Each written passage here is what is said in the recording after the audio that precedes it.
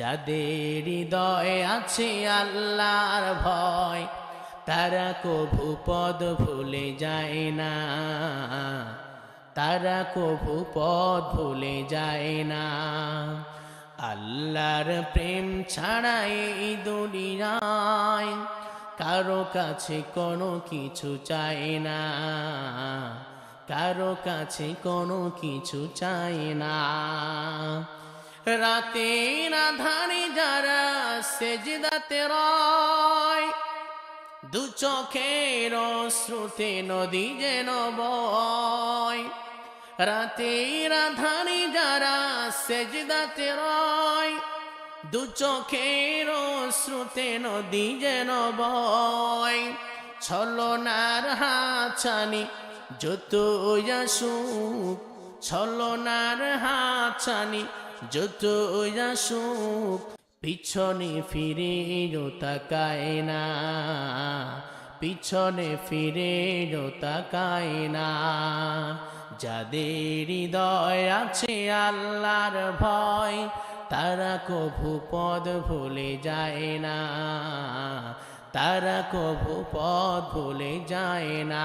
একটু চিৎকার দিয়ে বলেন মারহাবা। বিশ্বনবী বলেন, বনি ইসরাইলের মধ্যে তিনজন যুবক ছিল। তিনজন যুবক তারা কোথাও রওনা দিয়েছে, পাহাড়ের পাদদেশ দিয়ে যাইতেছে। পাহাড়ের পিছন দিক থেকে যাইতেছে, হঠাৎ করে বৃষ্টি চলে আসছে, তুফান চলে আসছে। কোথায় লুকাবে? পাহাড়ে একটা গুহার মধ্যে আশ্রয় নিয়েছে। গুহা চিনেন তো? একটা গর্তের মধ্যে, গুহার মধ্যে আশ্রয় নিয়েছে। গুহার মধ্যে তিনজন যখন ঢুকেছে, তিনজন লক্ষ্য করে দেখে উপর থেকে বিশাল বড় একটা পাথর এসে গুহার মুখটাকে বন্ধ করে দিয়েছে। তিনজন মেনে গুহার ভিতর থেকে ধাক্কা মারে, কিন্তু পাথরটাকে সরাতে পারে না। ভিতরে আলো বাতাস সব বন্ধ হয়ে গেছে। তিনজন কান্নাকাটি শুরু করে দিয়েছে। তারা চিন্তা করতেছে, পৃথিবীর কোনো মানুষ তো আমাদেরকে দেখতেছে না, আলো বাতাস সব বন্ধ, কিছুক্ষণের মধ্যে মারা যাব। একজন বলছে, শোনো, চিন্তা কেন করতেছো? পৃথিবীর কোনো মানুষ না দেখলেও আল্লাহ কিন্তু আমাদেরকে ঠিকই দেখতেছে।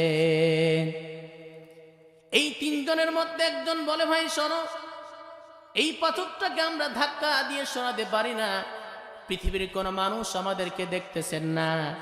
শোনো, আমরা জীবনে যত ভালো আমল করেছি, সেই ভালো আমলের ওসিলা করে আল্লাহর কাছে দোয়া করলে হয়তোবা আল্লাহ তাআলা কবুল করতেও পারেন।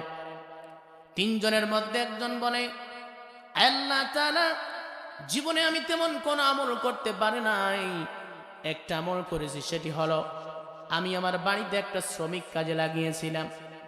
সেই শ্রমিকটা সকাল থেকে সন্ধ্যা পর্যন্ত কাজ করার পরে আমার কাছে যখন মজুরি চাইতে আসছে, আমি তখন শ্রমিকটাকে বললাম, ভাই শোনো, আমার কাছে এখন টাকা নেই, আগামীকালকে সকালবেলা আসিও। আমি তাকে ফিরিয়ে দিলাম। শ্রমিক বাড়িতে চলে গেছি, কিন্তু আগামীকালকে আসে নাই। সে যখন আসে নাই, তার টাকাটা আমি বসায় রাখে নাই। এই টাকা দিয়ে আমি একটা ছাগি কিনেছি, ছাগল কিনেছি। ছাগল কেনার পরে একটা ছাগল থেকে বহু ছাগল হয়ে গেছে। 4-5 বছর পরে যখন ওই শ্রমিকটা আমার কাছে আসছে, আসার পরে বলছে, ভাই 3-4 বছর আগে আমি আপনার বাড়িতে কাজ করেছিলাম, আমি মজুরি নেই নাই, মজুরি দাও। আমি তখন বললাম, ভাই শোনো, তুমি যে মজুরি নেও নাই, তোমার মজুরি দিয়ে আমি একটা ছাগল কিনেছিলাম, একটা ছাগল থেকে ছাগলের পাল হয়ে গেছে, এই সমস্ত ছাগল তোমার সবগুলো ছাগল নিয়ে যাও। শ্রমিক বলে, মালিক তুমি কি আমার সঙ্গে আর কি করতেছো নাকি? আমি তখন বললাম, না ভাই, আমি তোমার সঙ্গে আর কি করতেছি না, তোমার মজুরি দিয়ে একটা ছাগল কিনেছিলাম, একটা ছাগল থেকে ছাগলের পাল হয়ে গেছে, সব নিয়ে যাও। সে খুশি হয়ে সব ছাগলের পালগুলো নিয়ে গেছে। একটা ছাগল দিলে হতো, তার মজুরি দিলেও হতো, কিন্তু আল্লাহ তাআলা সেদিন এই কাজটা মাত্র তোমাকে খুশি করার জন্য করেছিলাম। এই কাজটা যদি তোমার কাছে পছন্দ হয়, এই কাজের ওসিলা করে, আমলের ওসিলা করে তুমি আমাদের তিনজনকে রক্ষা করো। সুবহানাল্লাহ বলে। বলার সঙ্গে সঙ্গে পাথরটা একটু সরে গেছে, এখন আলো ঢুকে, বাতাস ঢুকে। দ্বিতীয় জন বলে, আল্লাহ তাআলা, আমিও তো জীবনে তেমন কোন আমল করতে পারে নাই, কিন্তু একটা আমল করেছিলাম, সেটি হলো আমার একটা চাচাতো বোন ছিল, খুব সুন্দরী, খুব রমণী। চাচাতো বোনকে আমি খুব ভালোবাসতাম, মোহাব্বত করতাম। চাচাতো বোনটা আমাকেও ভালোবাসতো। আমি একদিন তাকে প্রস্তাব দিলাম, বোন শোনো, তুমি আমার মনের বাসনা পূরণ করো। চাচাতো বোন বলে, ভাই তুমি যেদিন আমাকে 100 দিরহাম দিতে পারবে সেদিন তোমার মনের বাসনা পূরণ করব। তুমি যা বলবে আমি তোমার সমস্ত কাজ করব। আমি অনেক কষ্ট করে 100 দিরহাম প্রস্তুত করার পরে চাচাতো বোনকে দিলাম। দেওয়ার পরে বললাম, বোন শোনো, এবার তুমি আমার মনের বাসনা পূরণ করো। আমরা দুই তখন কি করলাম, একটা ঘরের ভিতরে ঢুকলাম, জানলা দরজা সব বন্ধ করে দিয়েছি। তার শরীরের মধ্যে কোনো কাপড় নাই, আমার শরীরের মধ্যে কোনো কাপড় নাই। আমরা যখন জেনার মধ্যে লিপ্ত হব, চাচাতো বোনের দিকে লক্ষ্য করে দেখলাম তার চোখের মধ্যে পানি। সে বলছে, ভাই ইত্তাকিল্লাহ, আল্লাহকে ভয় করো। এই জানলা দরজা লাগা, পৃথিবীর কোনো মানুষ না দেখলেও আমাদেরকে একজন দেখতেছেন, তিনি হচ্ছেন কে? আল্লাহ তাআলা। সেদিন আমার চাচাতো বোন আমাকে বলেছিল, আল্লাহকে ভয় করে, ইত্তাকিল্লাহ।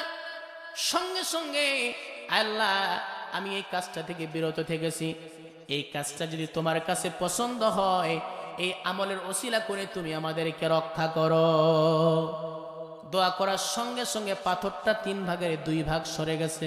সুবহানাল্লাহ বলেন। এখন মাথা বের হয় কিন্তু বডি বের হয় না। আর কয়জন আছে বলেন তো? আরেকজন। তৃতীয় জন বলে, আল্লাহ তাআলা, জীবনে আমি তেমন কোন আমল করতে পারি নাই, কিন্তু একটা আমল করেছি। আমার আব্বা আম্মাকে আমি বেশি প্রাধান্য দিতাম। আমি প্রত্যেক দিন গাভীর দুধ দহন করার পরে আব্বাকে আম্মাকে আগে খাওয়াতাম, এরপরে সন্তানগুলোকে পান করাতাম, তারপরে স্ত্রী পান করত। বাঁচলে আমি খাইতাম, না হলে আমি পান করতাম না। একদিনের ঘটনা হলো, বাসায় আসতে আমার দেরি হয়ে গেছে। রাতের বেলা এসে দেখি আমার বাম্মা ঘুমিয়ে পড়েছে।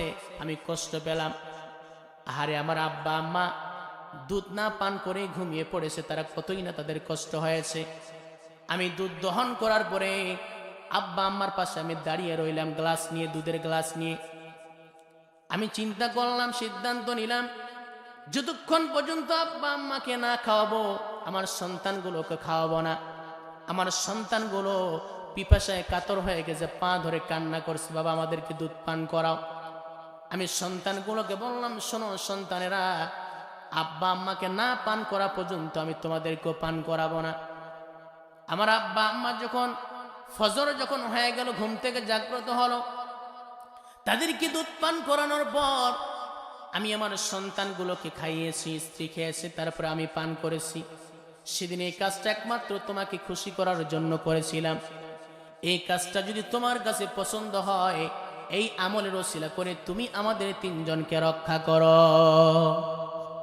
তৃতীয় ব্যক্তি দোয়া করার সঙ্গে সঙ্গে পুরা পাথরটা গুহার মুখ থেকে সরে গেছে, বলে সুবহানাল্লাহ।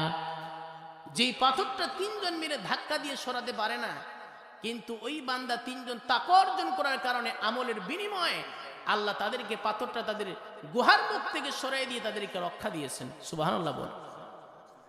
আমার ভাইরা, যে ব্যক্তি মুত্তাকি হয়, তাকওয়াবান হয়, এই ব্যক্তির সঙ্গে পৃথিবীর কোনো মানুষ না থাকলেও আছেন কে?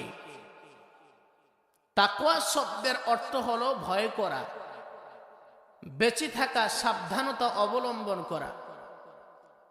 পারিভাষিক অর্থ হলো সদা সর্বদা আল্লাহ তাআলার ভয় অন্তরে জাগ্রত রেখে রাসূলুল্লাহ সাল্লাল্লাহু আলাইহি ওয়াসাল্লামের আদর্শ অনুযায়ী জীবনকে পরিচালনা করার নাম হচ্ছে তাকওয়া। এই তাকওয়া, আল্লাহর ভয় যার অন্তরে থাকবে, তার দাম, তার মর্যাদা আল্লাহ তাআলার কাছে পৃথিবীর সমস্ত মাখলুকাতের উপরে। এমনকি তাকওয়াবান ব্যক্তি ফেরেশতার থেকেও দামি হয়ে যায়। সুবহানাল্লাহ বলে। আর যার মধ্যে তাকওয়া নেই, আল্লাহর ভয় নেই, সে আল্লাহর কাছে শয়তানের থেকেও নিকৃষ্ট হয়ে যায়।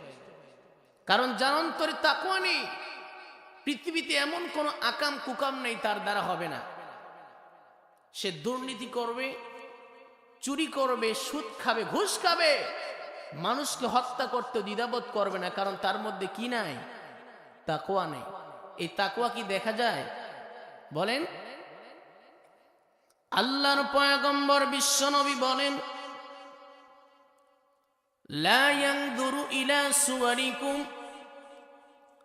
ওয়া আমওয়ালিকুম ওয়ালাকিন ইয়ানজুরু ইলা কুলুবিকুম ওয়া আ'মালিকুম। আল্লাহ তাআলা বান্দার চেহারার দিকে তাকান না, কে কত সুন্দর, কে লম্বা, কে খাটো, কে কালো, কে ধলা, কে চিকন, কে মোটা, কার সম্পদ আছে, কার সম্পদ নাই, আল্লাহ এগুলোর দিকে তাকান না। আল্লাহর কাছে কোন বান্দা বেশি প্রিয়? ইন্না আকরামাকুম ইনদাল্লাহি আতকাকুম। নিশ্চয় আল্লাহর কাছে ওই ব্যক্তি বেশি দামি যে ব্যক্তি আল্লাহকে বেশি ভয় করে। জোরে বলি সুবহানাল্লাহ। সম্পদ বেশি হলে আল্লাহর কাছে দাম পাওয়া যায় না, কারণ কারুনের থেকে সম্পদ পৃথিবীতে কারো নাই। যে কারণের এত সম্পদ ছিল, কারণের গুদামের চাবি বহন করার জন্য 70 থেকে 80টা গাধা লাগত। কিন্তু কারুন আল্লাহর কাছে দামি ছিল না। চেহারা সুন্দর হলে আল্লাহর কাছে দামি হওয়া যায় না। আবু লাহাবের চেহারা কিন্তু কম সুন্দর ছিল না, টকটকে চেহারা ছিল, কিন্তু আবু লাহাব আল্লাহর কাছে দামি ছিল না। আমার ভাইরা, আমার বন্ধুগণ, কিন্তু নবীর একজন সাহাবী ছিলেন, তার নাম হলো বেলাল। বেলাল কালো মানুষ ছিলেন নাকি সাদা মানুষ ছিলেন বলেন তো? কালো মানুষ ছিলেন। হযরতে বেলাল যখন আজান দিতেন, সিনকে সিন বলতেন, সিনকে সিন বলতেন, ভালো মতো আজান দিতে পারতেন না। কারণ হলো হযরতে বেলাল যখন উমাইয়ার গোলাম ছিলেন, আল্লাহর নাম উচ্চারণ করার কারণে হযরতে বেলালের জিহ্বার মধ্যে পেরেক মেরে দেওয়া হয়েছিল, যার কারণে হযরতে বেলাল